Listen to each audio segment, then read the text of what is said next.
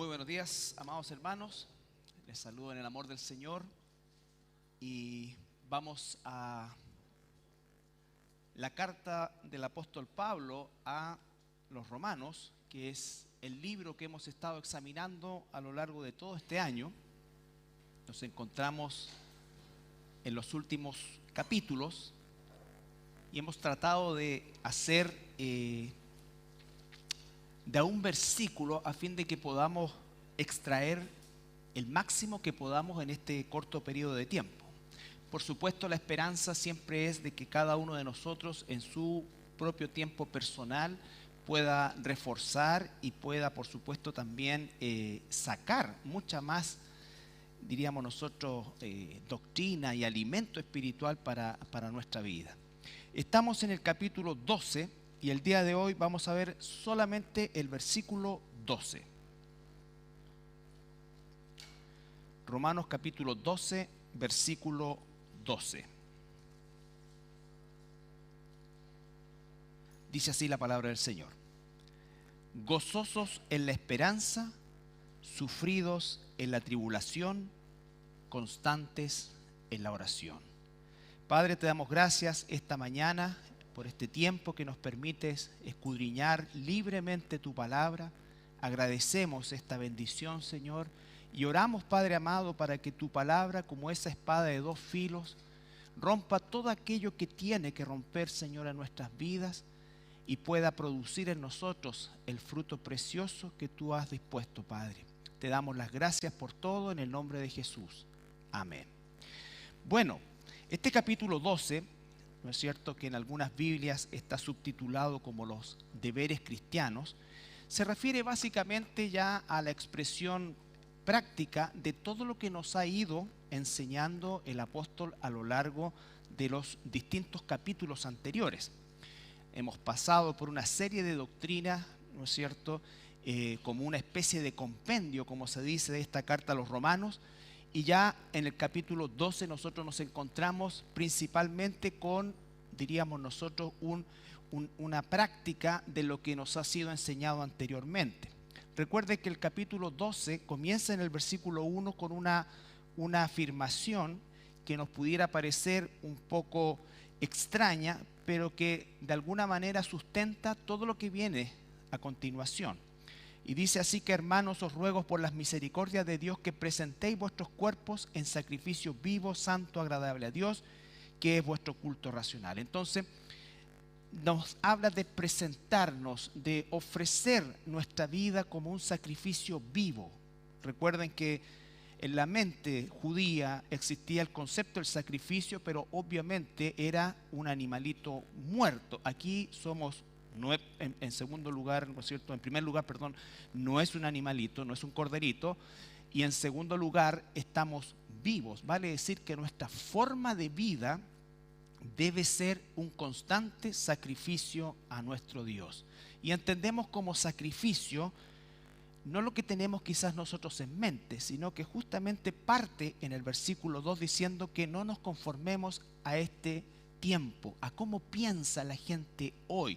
El mundo, y en esta globalización, ¿no es cierto?, se ha logrado, para desgracia nuestra, que exista una forma de pensamiento bastante antibíblica, por así decirlo, y que de alguna forma permea toda la cultura, toda la sociedad y todas las culturas y todas las sociedades. Por lo tanto, a eso se está refiriendo esto, que a pesar de esa presión tan violenta que existe sobre nosotros, tengamos la capacidad como hijos de Dios de fortalecernos espiritualmente de manera que no nos conformemos a esa forma de pensamiento. Es cierto que estamos involucrados en actividades laborales, nuestro tiempo de convivencia durante la semana probablemente en su mayoría sea con personas no cristianas que están enmarcadas en esa forma de pensar.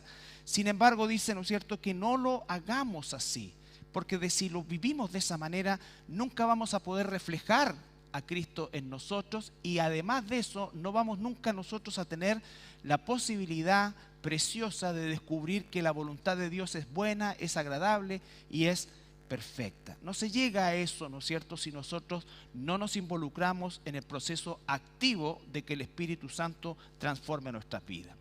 Bueno, y continúa este capítulo que es muy hermoso, ¿no es cierto?, hablándonos acerca de los dones espirituales, del ejercicio de los dones espirituales para el crecimiento de la iglesia, nunca en beneficio propio, sino que siempre en beneficio del cuerpo.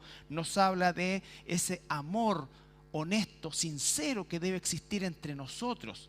Como hermanos en Cristo, como familia de Dios, también nos habla del amor fraternal, que es el amor familiar, vale decir, nosotros somos familia y somos familia no sanguínea de cualquier sangre humana, sino que somos familia de la sangre de nuestro Señor Jesucristo. Todos los que hemos sido llamados por el Señor, todos hemos sido limpiados por su sangre. Entonces esa unión sanguínea es eterna y es muchísimo más potente que nuestra unión sanguínea en lo físico. Aunque relacionalmente nuestra familia sanguínea en lo físico, por supuesto que de alguna forma constituye el marco primario en el cual nosotros nos enfocamos. Pero quiero recordarles que muchos de nuestros familiares en forma sanguínea no conocen al Señor y quizás, por desgracia, muchos nunca lo conocerán, nunca se entregarán a Él. En cambio, nosotros viviremos esta vida y la venidera y lo haremos para siempre, para siempre. En ese contexto también comienza diciendo el versículo 11 que vimos, en lo que requiere diligencia, no perezosos. Ahí va a una forma, actitudes, ¿no es cierto? ¿Qué requiere diligencia? Lo veíamos la semana pasada también de forma amplia. El aprovechamiento del tiempo, diligente en cuanto a la sabiduría. Y dice también que seamos fervientes en el Espíritu. Es decir, que existe en nosotros un real entusiasmo, una emoción, ¿no es cierto?, por decirlo de alguna forma, en relación a las cosas de Dios. A veces los cristianos nos conmovemos tan poco con lo que la Biblia nos enseña o con lo que descubrimos en la Escritura o con lo que el Señor nos habla. A veces somos impactados tanto por cosas de afuera, que no estoy diciendo que no sea así, no vivimos absortos, ¿no es cierto?, nosotros en nuestra propia vida, sino que estoy hablando de que las cosas de Dios sea aquello que nos va entusiasmando aún más en las cosas de Dios, ¿no es cierto? Porque si ese entusiasmo comienza a transformarse en una conducta, va a haber sin duda alguna una transformación. Pero, ¿por qué digo y repito todo esto? Porque el versículo 12 comienza, que el que vamos a ver hoy, diciendo gozosos en la esperanza. Entonces, si yo no tengo un interés por las cosas de Dios, como dice, aquello que requiere diligencia, raramente podré gozarme en la esperanza, porque primero tengo que entender qué es lo que es el gozo y segundo, en qué se refiere o a qué se refiere la esperanza en la Escritura. Entonces, gozosos en la esperanza, fíjese a continuación, sufridos en la tribulación. La palabra sufridos ahí tiene más bien una connotación de permanecer bajo esta tribulación que puede surgir. Y después dice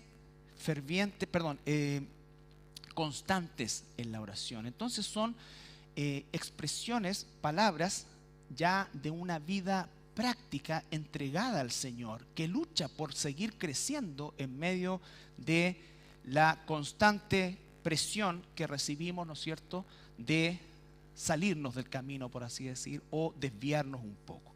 Entonces dice gozosos en la esperanza. Lo primero que tenemos que saber que la palabra gozo es de la raíz jairó del griego, que significa alguien alegre.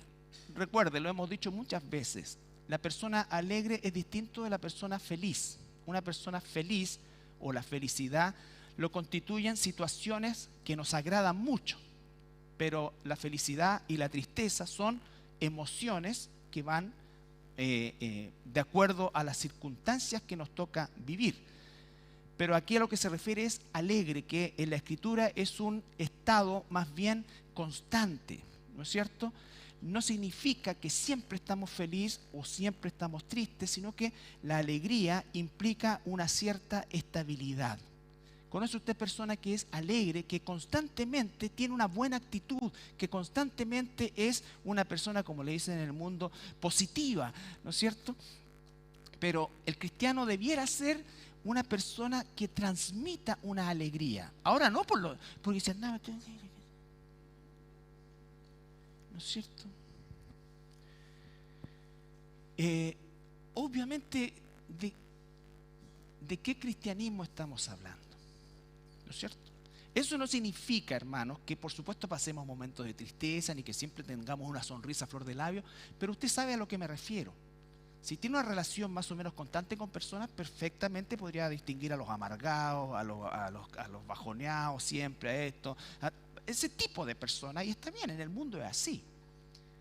Pero un cristiano, aun si tiene una personalidad un tanto introvertida, debiera ser una persona que muestra alegría, porque tenemos una esperanza que el mundo no tiene. ¿Dónde está puesta su esperanza? ¿Dónde está puesta mi esperanza? Son preguntas que nos debemos hacer. La definición de la palabra esperanza, según la Real Academia Española, es un estado de ánimo que surge cuando se presenta como posible algo que se desea. O sea, posible algo que se desea. Es un estado de ánimo. Es una expectación que surge cuando se presenta como posible algo que se desea. ¿No es cierto? Tenemos esperanza de que esta cosa va a salir. Tenemos esperanza de que el próximo gobierno haga mejor las cosas. Tenemos esperanza de que Chile clasifique. Eso ya no corre nada. Eso se llama quimera. Entonces, tenemos esperanza que salga esto. Pero la pregunta es, ¿hay certeza en eso? No. Bueno, en el caso de Chile es seguro, pero no, de la selección. Recuerde. Por eso me gusta a mí el fútbol chileno, porque es malo, pero es emocionante. Bien, entonces, esperanza. Entonces la gente en el mundo tiene esperanza. Cada campaña política contagia a los seguidores independientes o dependientes de cada candidato, ¿no es cierto? Lo llena de esperanza de que las cosas van a ir mejor. Bueno, nosotros sabemos que no es así. Un cristiano nunca puede tener su esperanza en este mundo. Pero al no tener esperanza en este mundo no significa que vive con un amargado. Todo lo contrario. Su alegría es algo evidente porque su esperanza es otra. Es otra. Y entonces leemos Primera de Juan, capítulo 2. Primera de Juan.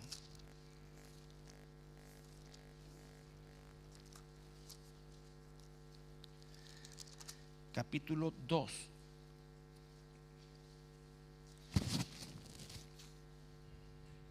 Versículo 15 al 17. Un cristiano nunca debe depositar su esperanza en este mundo. Y aquí el apóstol Juan nos dice, no améis al mundo. Se está refiriendo no al planeta, sino que a la forma en cómo la gente piensa, a aquello que la gente busca, los íconos que mueven a la cultura. No, dice, no amen eso, ni las cosas que están en este mundo. Si alguno ama el mundo, el amor del Padre no está en él. Por supuesto, no podemos servir a dos señores. Si yo amo el mundo, si mi esperanza está en las cosas del mundo, si efectivamente los logros que yo espero tener son la motivación de mi vida, obviamente, y no estoy diciendo con esto, hermanos, como siempre lo decimos, uno tiene que tener un equilibrio, por supuesto que sí. Hay cosas que nos importan, claro que sí, pero a lo que estoy hablando yo es, no amo el mundo, el sistema de pensamiento de este mundo. Entonces, porque todo lo que hay en el mundo, los deseos de la carne, los deseos de los ojos y la vanagloria de la vida. Fíjense, deseos de la carne, deseo de los ojos. Salomón dijo, el ojo nunca se cansa de mirar. Ustedes saben, hay enfermedades en relación a eso, personas que tienen los recursos, ¿no es cierto?, y que caen en una situación constante de depresión porque alcanzan algo y les dura muy poco y después quieren otra cosa y después quieren otra cosa y después quieren otra cosa, después quieren otra cosa, y entonces por eso es que la gente se tira de un puente en un elástico, por eso es que andan buscando porque algo que les produzca una emoción, ¿no es cierto? La persona se estira una nariz, después te responde, después se corta la cara, después se saca las cejas, después ya no hay que hacer, se saca aquí, se pone aquí, todo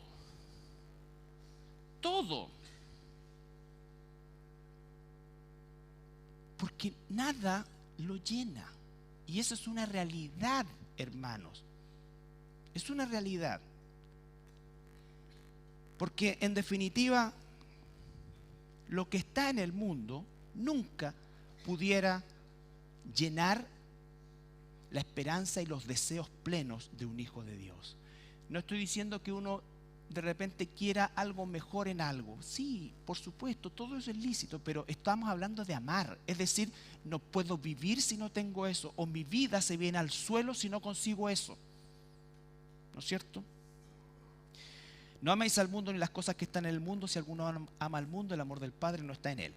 Porque todo lo que hay en el mundo, los deseos de la carne, los deseos de los ojos y la vana gloria de la vida, no proviene del Padre, sino del mundo, del sistema de pensamiento del mundo. ¿Y saben qué pasa? El mundo pasa y sus deseos tiene fecha de vencimiento, pero el que hace la voluntad de Dios permanece para siempre. Entonces, cuando estamos hablando de la esperanza nuestra como hijos de Dios, ciertamente no podemos, bajo ningún punto de vista, poner nuestra esperanza en este mundo, en las cosas de este mundo.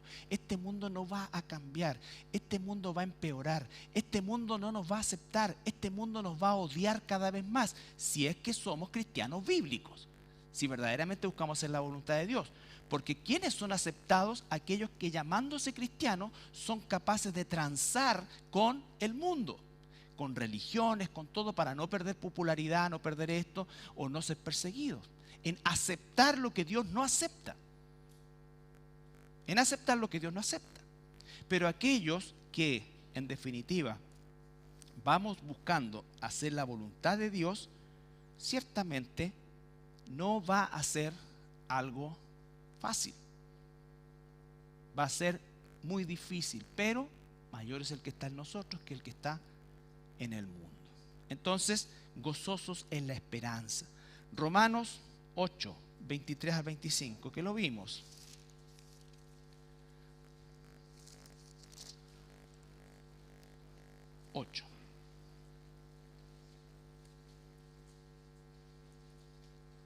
Está hablando de la esperanza.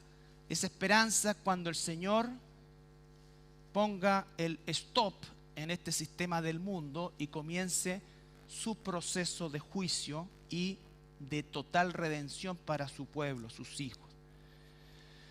Y por supuesto también a la creación que gime, ¿no es cierto? Y cuando está hablando de la creación, está hablando de los animales, de la fauna, de la flora, de todo aquello que nosotros devastamos, ¿ya?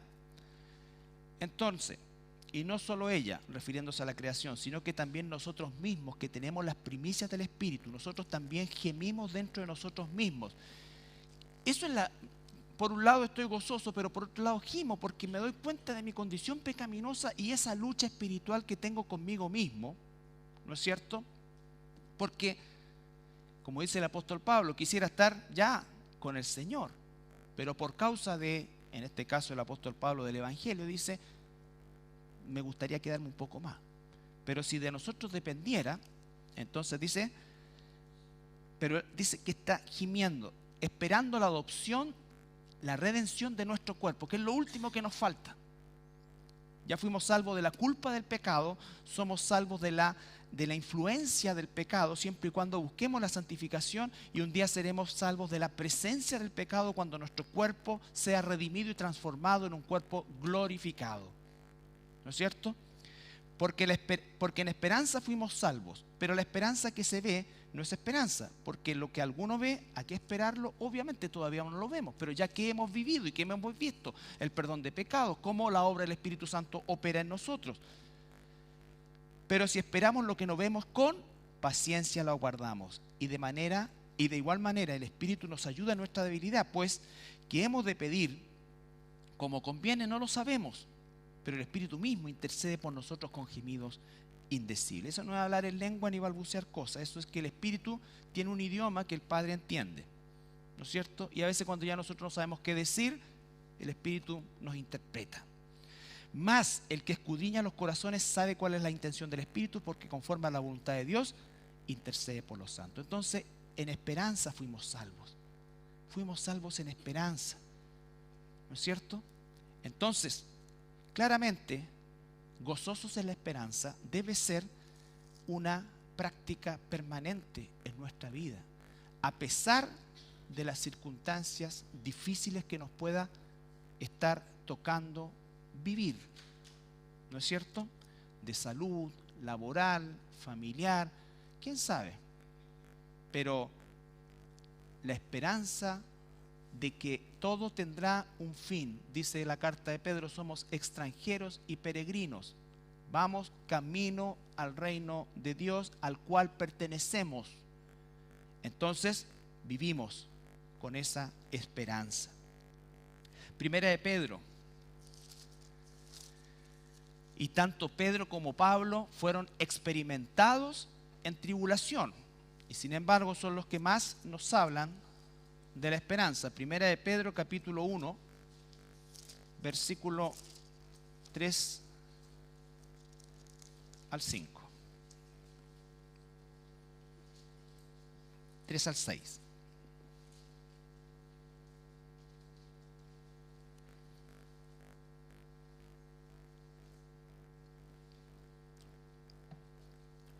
Bendito el Dios y Padre de nuestro Señor Jesús. Esto pónganle entusiasmo, porque es una expresión de júbilo. No es bendito el Dios y Padre.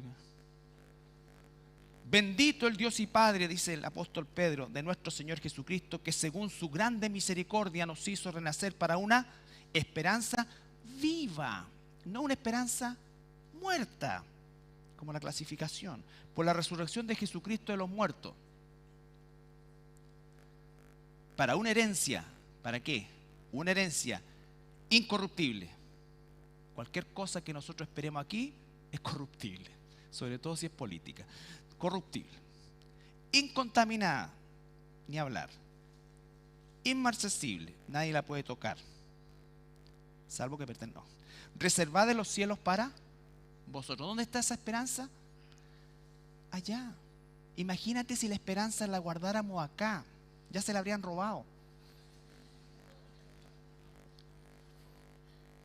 Ya se la habrían robado.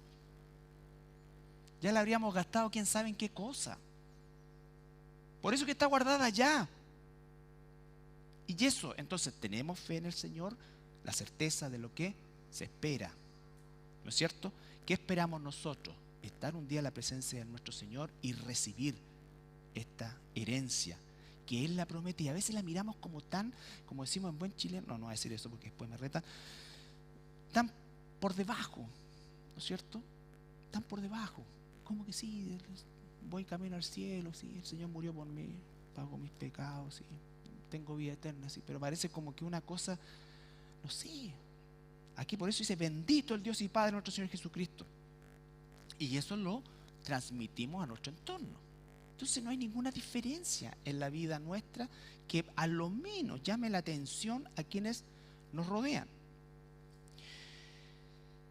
Para una herencia incorruptible, incontaminada, inmarcesible, reservado a los cielos para vosotros, que sois guardados por el poder de Dios. Hermano, hermana, Dios tiene el control de absolutamente todo en tu vida y en mi vida, como hijos de Dios. Nada escapa a su soberanía sobre nosotros, su pueblo. Estamos guardados por Él. Él es el que calcula todo, es el que tiene todo determinado. Así que lo que estás tú viviendo, lo que yo estoy viviendo, es exactamente lo que Dios ha propuesto que vivamos. Ha propuesto que vivamos. Que sois guardados por el poder de Dios mediante la fe para alcanzar la salvación, la última parte, ¿no es cierto?, de nuestro cuerpo, que está preparada para ser manifestada en el tiempo postrero. En lo cual vosotros os, espero, alegráis. Aunque ahora por un poco de tiempo, si es necesario, y yo creo que todos lo necesitamos, tengáis que ser afligidos en diversas pruebas, ¿no es cierto? Pero es una esperanza viva. Y dice acá, en lo cual nos alegramos, aunque de acuerdo al plan de Dios, recuerdan Romanos 8:28, todas las cosas, a los que aman a Dios, todas las cosas ayudan a bien. Muchas veces las tribulaciones nos acercan más a Dios que los tiempos, entre comillas, de bonanza. Y lo vamos a ver ahora. Entonces lo primero que dice es gozosos en la esperanza. Lo segundo,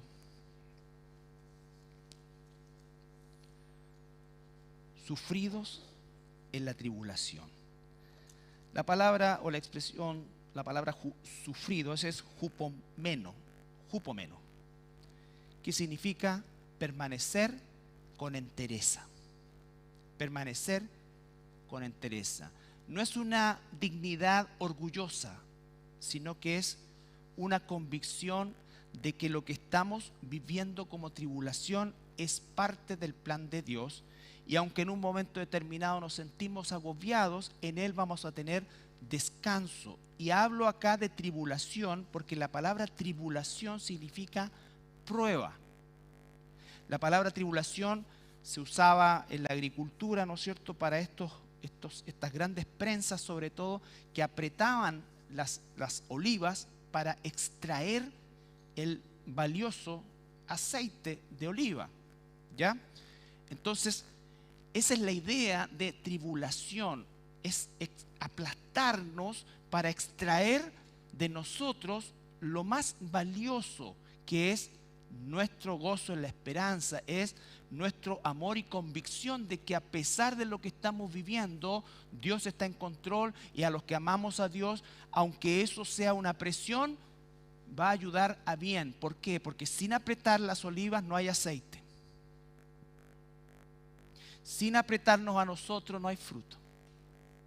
Y el que verdaderamente es un hijo de Dios permanecerá con entereza en ese apriete. El que no es hijo de Dios no lo va a aguantar, porque va a creer en el Dios mitológico que existe en las religiones, que debe concederte todo lo que tú quieres y que no se sufre y que no.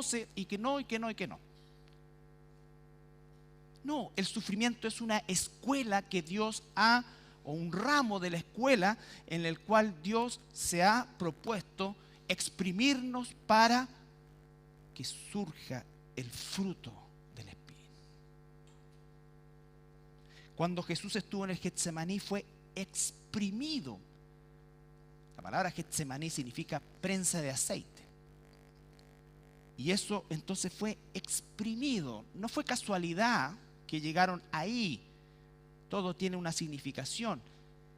Y ahí el Señor Jesús peleó quizás la más grande batalla, porque era el momento cúlmine de su ministerio. Cúlmine de su ministerio. Entonces, al resistirlo con entereza, no abrió su boca, dice, ¿no es cierto?, y llegó a la cruz por nosotros. Si eso no sucede, quiero decirles que Dios no deja de ser Dios, pero nosotros habríamos estado todos condenados. Entonces, la palabra hupomone, permanecer, tener entereza en las pruebas. Ojo con eso. Primera de Pedro, capítulo 2, versículo 20. ¿Por qué decimos esto?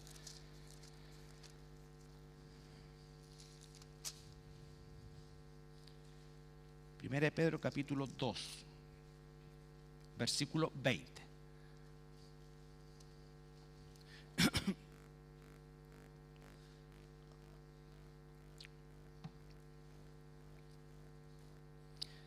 Pues, ¿qué gloria es si pecando sois abofeteados y lo soportáis? Hermano, muchas veces nosotros llamamos prueba a consecuencias de nuestro pecado.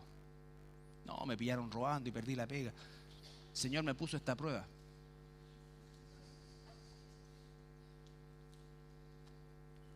Eso no es la palabra tribulación ahí. ¿Se entiende? Ahora, Dios, si somos sus hijos, nos ayuda a salir, a soportar esa consecuencia. La respuesta es sí, Él no nos abandona, somos sus hijos. Pero lo que estamos hablando aquí es una prueba que Él pone, donde tú, entre comillas, no tienes responsabilidad, donde es algo que te llega. Pues, ¿qué gloria es si pecando sois abofeteados y lo soportáis? Más, si haciendo lo bueno sufrís, ahí está. Porque eso es prueba de Dios. Estás haciendo lo bueno, estás haciendo lo correcto y te están apretando, ¿no es cierto? Y lo soportáis, esto ciertamente es aprobado delante de Dios. Se nota la diferencia, ¿no es cierto? Entonces, Dios nunca nos va a abandonar. Aun cuando pecamos y tenemos consecuencias, nos va a levantar y nos va a llevar si nos volvemos a Él. Pero no es a lo que se está refiriendo esto, es cuando tú no eres responsable de lo que está pasando. Un esposo que te abandona, una esposa que te abandona por otro, por otra, por lo que sea, ¿no es cierto? Una situación laboral donde te oprimen, te exprimen y además te echan. Tantas cosas que suceden. Una familia que no te quiere, no eres comprendido, que se burlan, tantas cosas que pueden suceder. Entonces, en vez de andar amargado, ¿no es cierto?, que no significa que no nos afecte. Claro que nos afecta, pero ¿cómo manejamos eso? Si lo manejamos como el mundo, entonces ¿qué va a pasar? Vamos a caer en una depresión. Lo que quiere el Señor es que nosotros seamos verdaderamente o gestionemos espiritualmente estas cosas. Sí, vamos a llorar en algún momento. Vamos a sentir rabia en algún momento, pero no vamos a ser vencidos, vamos a permanecer. Y después el Señor va a poner no solamente consuelo, sino que va a poner su aprobación y habremos crecido después de esto. ¿Ya? Segunda de Timoteo, una cosa que por supuesto no tiene nada de popular, pero es una promesa. Segunda de Timoteo, capítulo 3.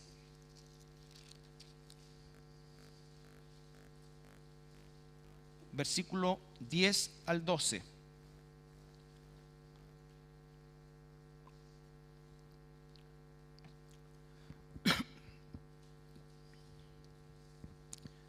Pablo le está hablando a Timoteo.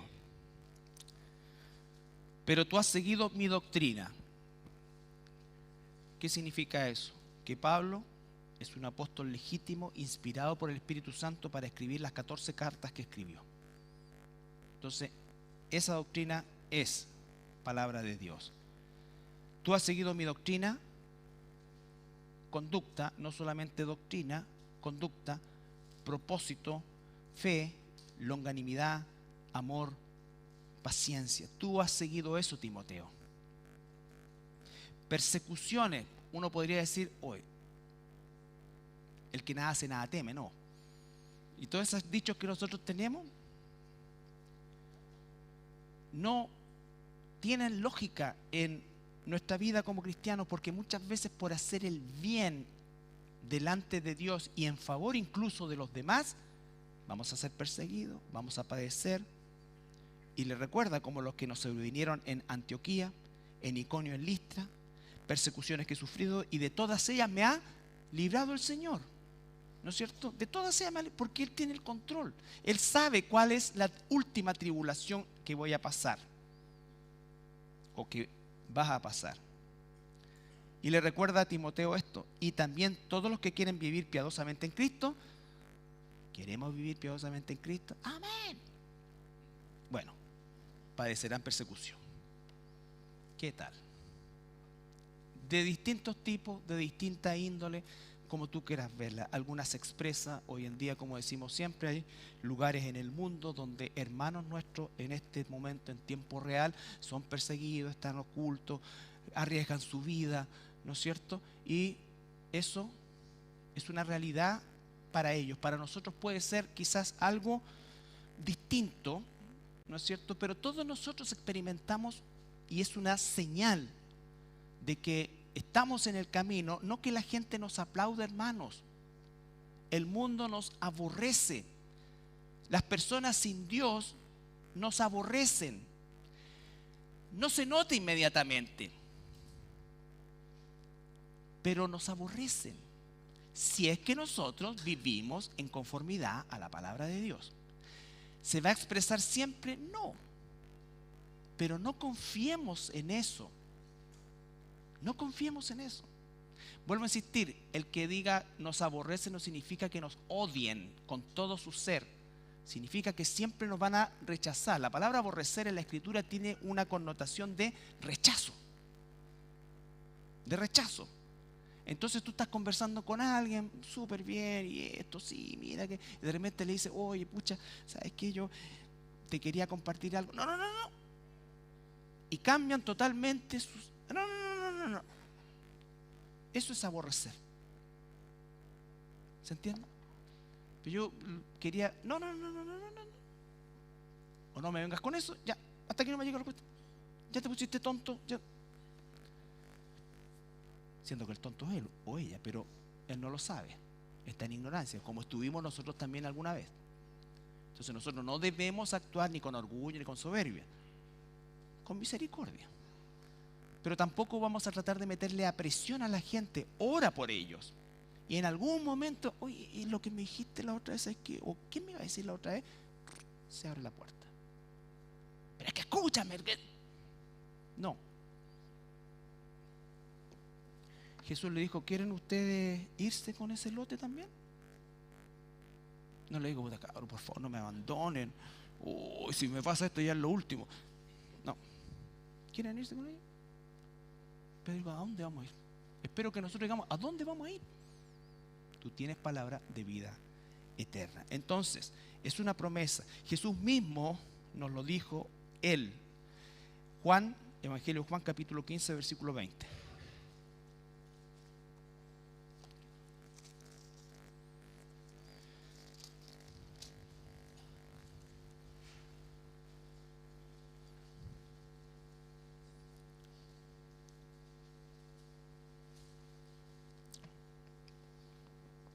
Ahora, tampoco creamos que si estamos en el mundo no vamos a sufrir. No, si todos los humanos sufrimos.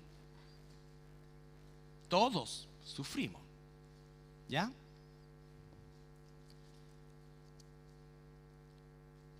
Juan 15, 20. Acordaos en la palabra que yo os he dicho. El siervo no es mayor que su señor. Si a mí me han perseguido, también a vosotros os perseguirán. Si han guardado mi palabra, también guardarán la vuestra. ¿No es cierto? Entonces está diciendo, si a mí me han perseguido, también lo van a perseguir ustedes, porque ustedes que son mis siervos nunca van a ser mayor que el Señor. El capítulo 16, versículo 33, Jesús les dice, yo he vencido el mundo, la tristeza se convertirá en alegría. Todo eso está en el capítulo 16. Pero al final les dice, estas cosas os he hablado para que en mí tengáis paz. En el mundo tendréis aflicción. Claro que sí, porque el sistema del mundo, ¿quién es el príncipe de la potestad del aire? Satanás. Él es el que tiene el control sobre la forma de pensar del mundo. Y el Señor dice, en el mundo tendréis aflicción, pero confiad, yo he vencido al mundo. Entonces, confiad, gozosos en la esperanza, constantes, en pie, con entereza, permaneciendo, sufridos en la tribulación. También dice, volvemos a Romanos, capítulo 12.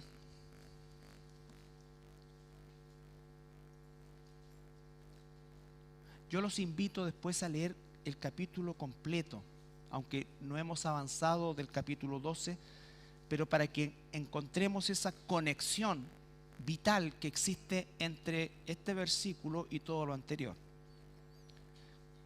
Versículo 12: gozosos en la esperanza, no olvidar, sufridos o constantes con entereza en la tribulación. Recuerde, tribulación y no consecuencia de pecado. Constantes en la oración. Lo que va a sostener esto, hermanos, es nuestra fortaleza en la palabra de Dios y nuestra oración. Una de las cosas que uno piensa a veces es por qué Dios permite la tribulación en nosotros como sus hijos, ¿no es cierto? Y debemos ser honestos, todos los que alguna vez hemos pasado por una situación de tribulación que sale, diríamos nosotros, de la media, que como hijos de Dios nos hemos vuelto en oración, rogándole cada día. Algunos hasta ayunan.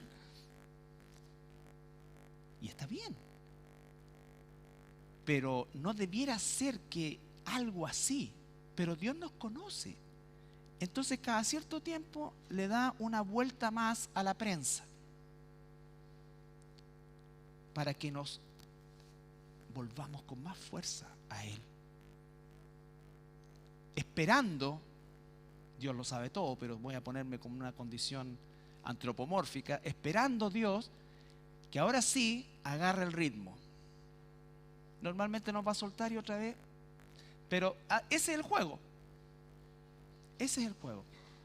Un hijo enfermo, una esposa enferma, un esposo enfermo, una situación difícil, algo que realmente es muy complicado, y entonces nos volvemos potentemente a la oración. Pero esa constancia nos habla de que no debiéramos esperar necesariamente un momento de tribulación para ser constantes en la oración.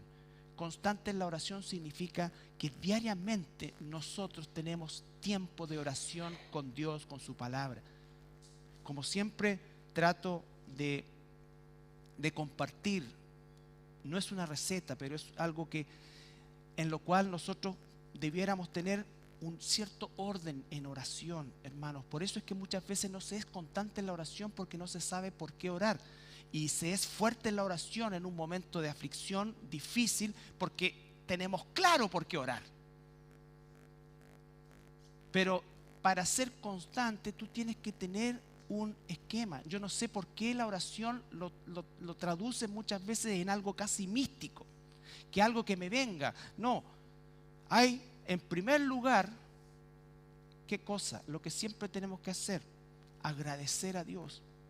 Segundo, arrepentirnos, porque pecadillos tenemos, ¿no es cierto? Tentaciones, pecados, todo eso. Pedir perdón a Dios, pedir restauración, usar su palabra en eso. Intercesión por personas que conozco y personas que a lo mejor no conozco tanto, pero que me relaciono con ellos. Muchas veces la gente ora, y no estoy diciéndome por favor, por el amor del Altísimo, pero oramos, Señor, por la misión en Zambia. No tenía idea quién está allá.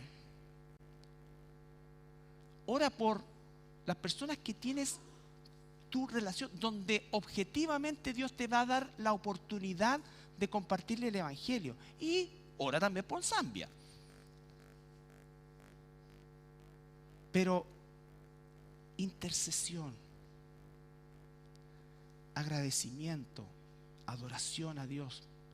Cada día, Señor, yo te agradezco todo tu bien, la alimentación, el cuidado que hoy, la libertad, tantas cosas que hay por las cuales agradecer. Después, Señor,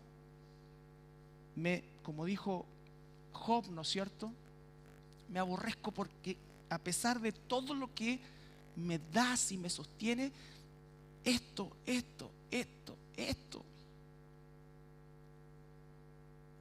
Señor, intercedo por él.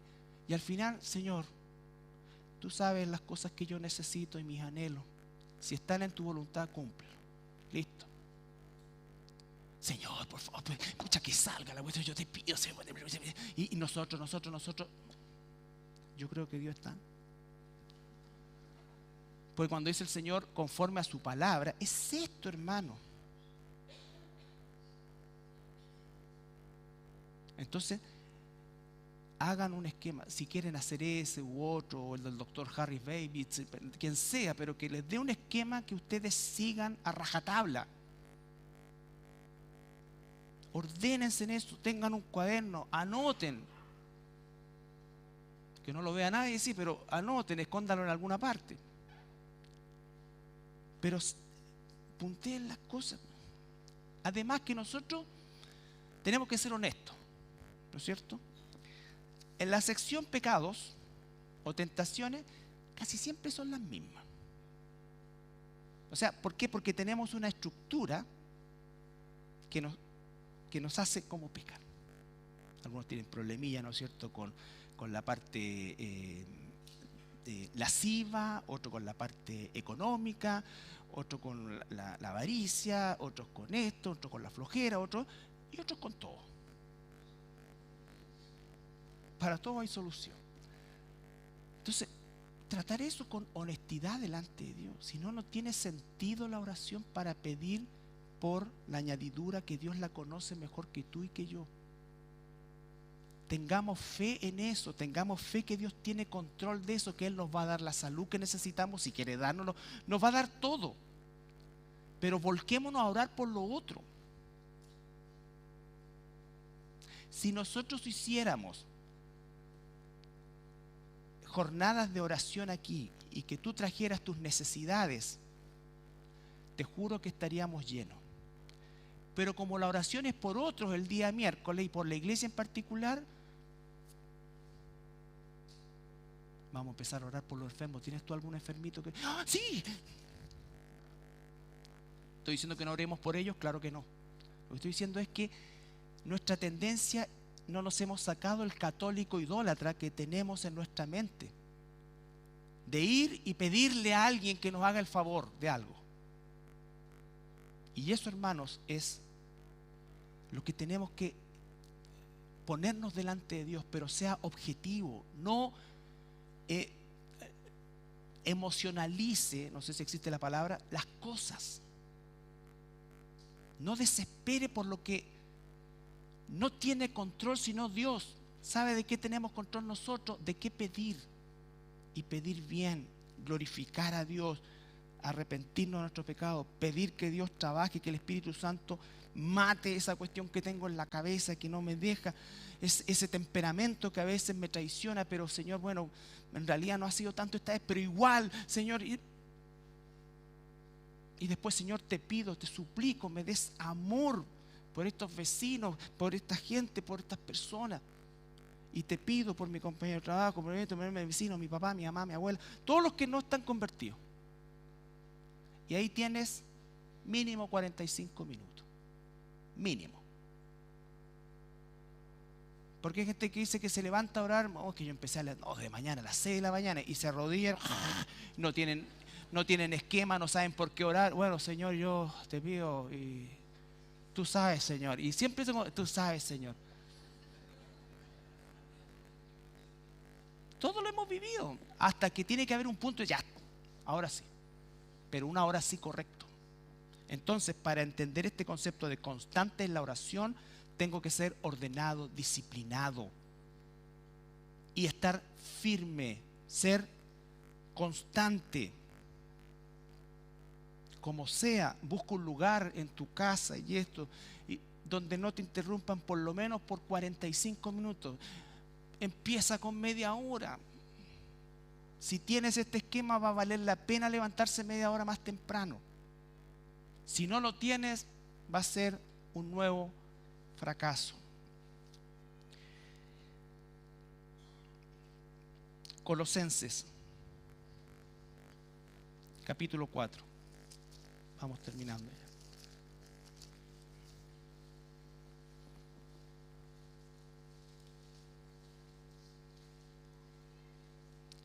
Colosenses capítulo 4, versículo 2 al 6.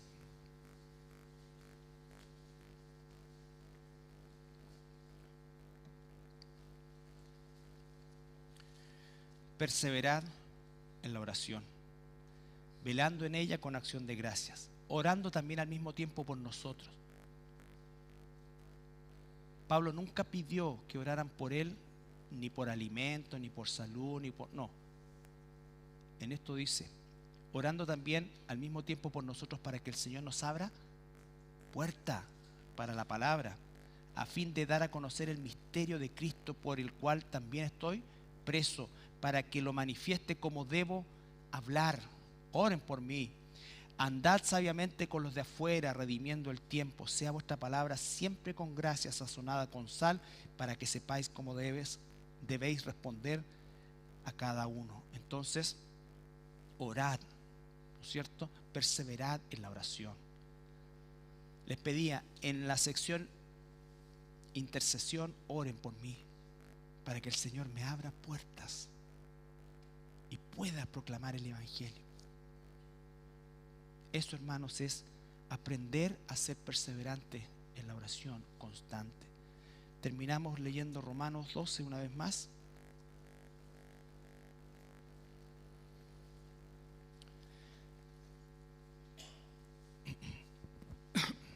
Vamos a leer desde el versículo 9. Romanos 12, 9 al 12, que es el versículo de hoy. El amor sea sin fingimiento. Aborreced lo malo, seguid lo bueno. Amaos los unos a los otros con amor fraternal. En cuanto a honra, prefiriéndoos los unos a los otros. En lo que requiere diligencia, no perezosos. Fervientes en espíritu, sirviendo al Señor. Gozosos en la esperanza. Sufridos en la tribulación, constantes en la oración. Nos ponemos de pie para orar. Padre, te damos gracias esta tarde por tu palabra. Señor, que cada día, Señor, escudriña nuestros corazones, y si permitimos que la obra del Espíritu Santo fluya en nosotros, Señor, sin duda alguna, seremos exprimidos, pero el fruto que saldrá, Señor, de esa tribulación, siempre será algo que te honre, te glorifique, Señor, a ti en primer lugar, Padre.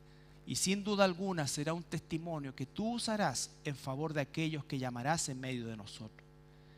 Gracias, Padre amado, por tu palabra. En el nombre de Jesús. Amén.